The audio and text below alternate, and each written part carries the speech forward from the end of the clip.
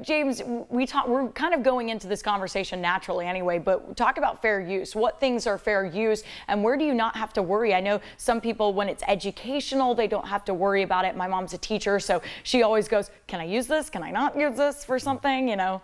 So. Yeah. So educational is an exception. There's a lot of exceptions to fair use or using a trademark or copyright in this case. The easiest way to, again, to think about it is, are you making money off of it? Are you trying to make money off of it? If you are making money off of it, intentionally using it, it's probably not fair use. If the song's just playing in the background and someone's watching your video because it's you, if you're Kim Kardashian and in the background Justin Bieber's playing, they're not watching it because Justin Bieber's on in the background. So the question most attorneys would look at is, what's the intent behind it? Courts do flip. There is no answer. You can't come to me and ask me, is this fair use? Most of the time I do not have an answer. But some artists have gotten away with it. They can sample songs and kind of put songs into it because people don't listen to Drake because he sampled a guy from 1950.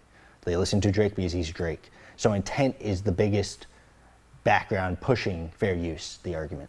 You mentioned the sampling though. Run DMC used Aerosmith at one point. Yeah. And so at first, did they have permission to do that, or how does somebody sample something and then get permission, or do you get permission first and license it out? What's kind of the process to do that, James? Yeah, so the way I usually go about it is we find the owner of the copyright and we ask them, how much is it going to cost to sample this portion for this song?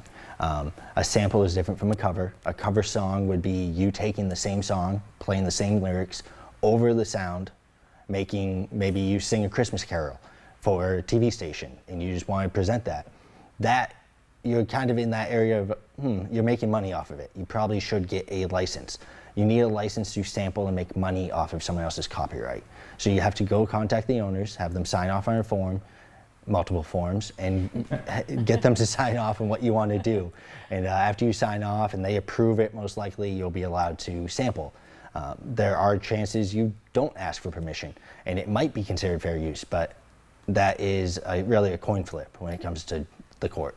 James, we have a lot of cover bands here in the Panama City area. If you are thinking of putting together a band and you want to be a cover band, how do you go about that? Is there any stuff legally you have to do to be able to be a cover band? Yeah, so if you're doing a cover in a bar, every bar usually is signed up with ASCAP or BMI, two of the big performing rights organizations in the industry. They would pay licenses to allow cover bands to perform in the bar.